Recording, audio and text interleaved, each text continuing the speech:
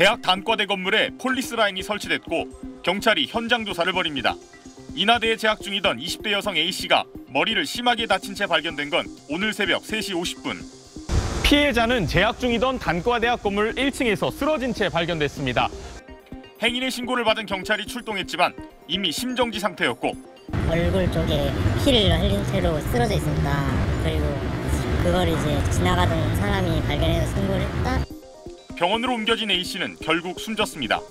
수사에 착수한 경찰은 A씨가 한 남성과 함께 학교 건물 안으로 들어가는 CCTV 등을 확보하고 CCTV 속 남성인 같은 학교 학생 B씨를 강간치사 혐의로 긴급 체포했습니다. 경찰은 B씨가 A씨와 단둘이 술을 마시다 A씨가 정신을 잃자 성범죄를 저질렀고 이 과정에서 A씨가 사망한 걸로 판단했습니다. 범행 당시 학교 건물엔 두 사람 외에 다른 일행은 없었던 걸로 확인됐습니다. B씨가 A씨의 것으로 추정되는 옷을 인근 건물 화장실에 버리는 등 증거를 없애려 한 정황도 포착된 걸로 전해졌습니다. 경찰은 정확한 사인을 확인하기 위해 국립과학수사연구원에 부검을 의뢰하고 B씨에 대해선 구속영장을 신청할 방침입니다. SBS 김민준입니다.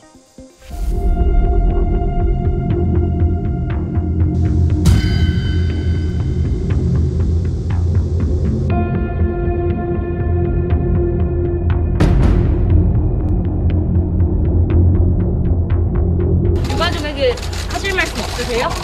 피해자분과 피해자 유족분한테 진심으로 죄송합니다. 동영상을 찍으셨어요?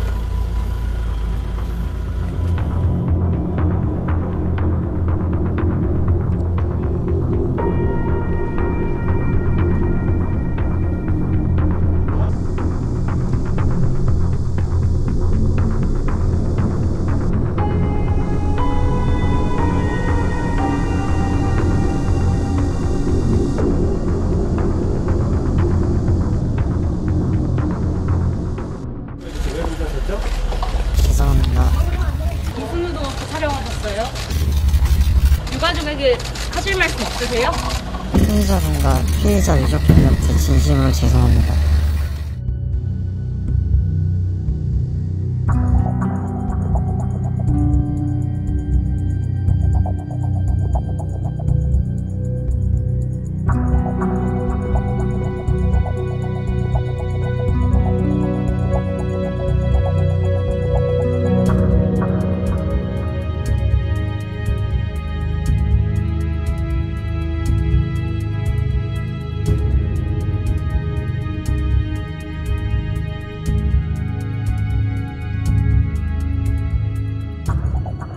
검은 옷을 입고 모자로 얼굴을 가린 20살 김모 씨가 경찰서 유치장에서 나옵니다.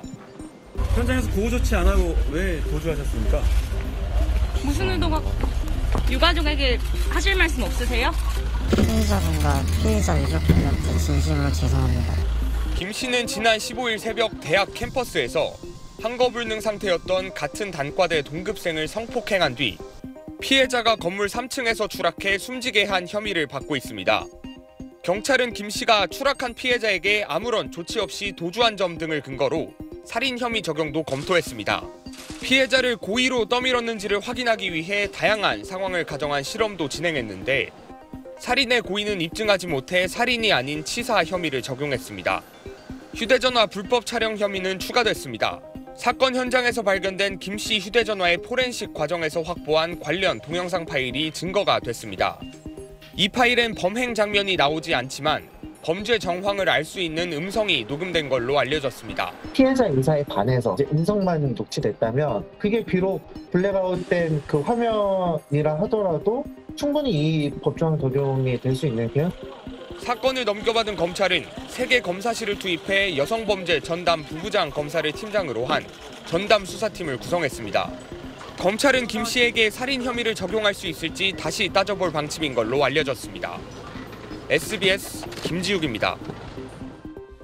지난해 7월 인하대 신입생이던 김모 씨는 학교 건물에서 만취 상태였던 피해자를 상대로 성폭행을 시도하다 창문 밖 8m 높이에서 추락시켜 숨지게 했습니다. 유가족에게 하실 말씀 없으세요?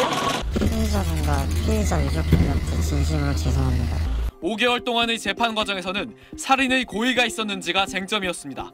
재판부는 선고 공판에서 김 씨에게 준 강간치사 혐의를 적용해 징역 20년을 선고했습니다. 검찰이 기소하며 적용한 살인 혐의는 인정하지 않았습니다.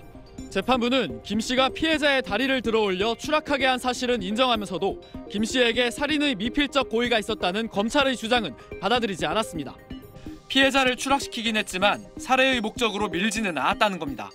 재판부는 법의학 감정을 토대로 피해자가 지렛대의 원리로 창밖으로 추락했다며 김 씨가 다리를 들었을 때 이런 가능성을 인식한 것으로는 보이지 않는다고 판단했습니다. 다만 재판부는 사건 당시 김 씨의 술에 취한 상태나 33차례에 걸쳐 낸 반성문은 양형 사유로 참작하지 않았다고 강조했습니다. 그러면서 김 씨가 119에도 신고하지 않는 등 인간으로서의 최소한의 도리도 저버렸다며 신입생이던 피해자가 꿈도 펼쳐보지 못하고 아무 잘못도 없이 생을 마감하게 됐다고 질타했습니다. 선고 후 유족들은 눈을 질끈 감은 채 고개를 떨어뜨리고 눈물을 흘렸습니다. 검찰은 판결문을 분석한 뒤 항소를 검토할 예정입니다. SBS 이태권입니다. 인하대생 A씨는 지난해 7월 새벽 캠퍼스 안에 있는 단과대 건물에서 만취한 여학생 B씨를 성폭행하려다 8m 높이에서 추락하도록 해 살해한 혐의 등으로 구속 기소됐습니다. 검찰은 A씨에게 살인 혐의를 적용했고 1심에서 무기징역을 구형했습니다. 하지만 1심 재판부는 살인의 고의성을 입증하기 어렵다며 죄명을 준강간치사죄로 변경해 징역 20년을 선고했습니다. 검찰과 피고인 양측 모두 판결에 불복해 항소했고 2심 재판부는 오늘 항소를 기각하고 징역 20년형을 유지한다고 판결했습니다. 이번에도 A씨에게 적용된 살인 혐의는 인정되지 않았습니다.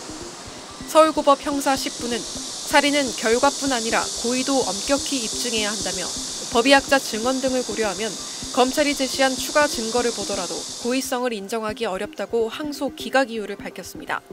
그러면서도 피고인은 마치 성관계를 동의하는 것처럼 대답을 유도해 녹음까지 했으나 피해자 추락 후 아무런 조치도 하지 않은 채 현장을 이탈했다며 양형상 죄책은 살해에 해당할 정도라고 판시했습니다. 2심 재판부는 A씨에게 80시간의 성폭력 치료 프로그램 이수와 10년간 아동청소년 장애인 관련 기관 취업 금지 명령도 1심 그대로 유지했습니다. SBS 정혜경입니다.